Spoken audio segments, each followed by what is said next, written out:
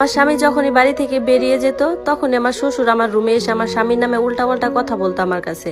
একদিন আমার স্বামী বাড়িতে ফেরে না, সেই রাতে আমি ভয় পেয়ে আমার শ্বশুরের রুমে চলে যাই। সেই রাতে আমার সাথে যে ঘটনা ঘটে সেই ঘটনা যেন কারো জীবনেই না ঘটে। আমার মাথায় আকাশ ভেঙে পড়েছিল। আমার স্বামী রোহিত আজ এখনো বাসায় ফেরেনি। রাত 1টা বাজছে। আমি বারবার ঘড়ির দিকে তাকাচ্ছিলাম আর তার জন্য অপেক্ষা করছিলাম। মনে মনে প্রার্থনা করছিলাম যাতে রোহিত তাড়াতাড়ি বাড়ি ফিরে আসে। এরই মধ্যে কারেন্টটা চলে যায়, পুরো ঘর অন্ধকার হয়ে যায়। আমি কোনো রকমের জিনিসপত্র নিজের ঘরের দিকে যাচ্ছিলাম। ওই মুহূর্তে পাড়ার একটা কুকুর ঘেউ ঘেউ করে উঠলো। মনে হলো কুকুরটা আমাদের একদম উঠোনের সামনে এসে পড়েছে। ওই সময় আমার ঘরে আমি আর আমার শ্বশুর ছাড়া কেউ ছিলাম না। আমার শ্বশুর তখন ঘুমাচ্ছিলেন। আমি তখন বসার ঘরে একাই ছিলাম। এরপর আমি ভয়ে ভয়ে আমার শ্বশুরের রুমের দিকে গেলাম।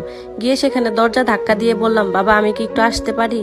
তখন তিনি এসে হাত ধরে আমাকে তার রুমে নিয়ে গেলেন। আমি তখন এতটা ভয় পেয়ে গিয়েছিলাম যে আমার মাথায় কাজ করছিল না, যার কারণে আমি একটা ভুল পদক্ষেপ হয়তোবা নিয়ে ফেলি। আমি ঘরে ঢোকার সাথে সাথে ঘরের দরজাটা বন্ধ হয়ে যায়। এরপর আমার সাথে যা হয়, একজন স্ত্রী যদি তার স্বামী থেকে কম সুন্দর হয় তাহলে সে সবসময় হীনমন্যতায় ভোগে। আজকাল আমার সাথে এই ঘটনাটাই ঘটছে। রোহিত খুব সুন্দর দেখতে একটা জোয়ান ছেলে। আমিও কম সুন্দরী ছিলাম না, কিন্তু আমার গায়ের রংটা একটু চাপা ছিল। আর এই কথাটা আমার বিয়ের পর দিন থেকে আমার শ্বশুর মশাইয়ের মুখ থেকে শুনতে হয়। বিয়ের পর দিন সকালবেলা যখন আমি সকালে নাস্তা করার জন্য টেবিলে আসি, সেখানে আমার শ্বশুর মশাই বসেছিলেন, তার সাথে তার বোনেরাও ছিলেন। আমার শাশুড়ি অনেক আগে মারা গিয়েছিলেন। আমি সব আত্মীয় স্বজনের সাথে বসে নাস্তা শেষ করলাম। এরপর আমার শ্বশুর মশাই সবার সাথে আমার পরিচয় করিয়ে দিলেন।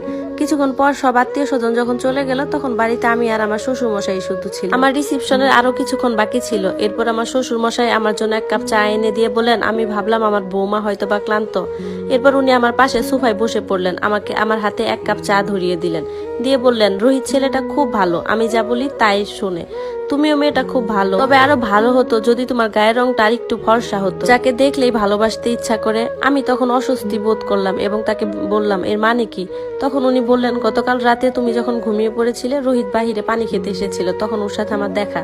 তখন আমাকে বলল, বাবা তুমি নিশার মধ্যে কি এমন দেখলে যার জন্য ওর সাথে আমাকে বিয়ে দিতে হলো? আমি তো এর চাইতে কত সুন্দরী মেয়ের ডিজার্ভ করি। তুমি অন্তত আমার পছন্দের মানটা তো রাখতে পারতে। কথাটা শুনে আমার অনেক কষ্ট লাগে। তবে রোহিত তো আমার সাথে কাল রাতে কোনো খারাপ ব্যবহার করেনি, বরং সে তো রাতে আমার প্রশংসাই করেছে। আমি হা করে শ্বশুর মশাইয়ের দিকে তাকিয়ে রইলাম। এরপর উনি বললেন, আমি জানি এই কথাটা শুনে তোমার হয়তো বা খারাপ লাগছে। আমি কাল রোহিতকে খুব বকেছি, সে যেন কোনোভাবেই তোমাকে এরকম কোনো কথা না বলে। ও তোমাকে এরকম কোনো কথা বলেনি তো? আমি তখন মাথা নাড়িয়ে বললাম, না এরকম কিছু বলে। কিন্তু উনার এরপরের কথাগুলো আমাকে আরো বেশি অবাক করে দেয়। উনি আমাকে বলল, তুমি কিছু মনে করো না মা, আমি রোহিতকে বারবার বলে দিয়েছি ও যেন তোমার মনে কোনো কষ্ট না দেয়।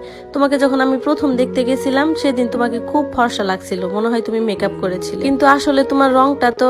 এরপর আমি চুপ করে গেলাম। ওনার কথায় আমি কি জবাব দিব ভেবে পাচ্ছিলাম না। হ্যাঁ এটা সত্যি যে আমাকে যখন দেখতে গেছিল তখন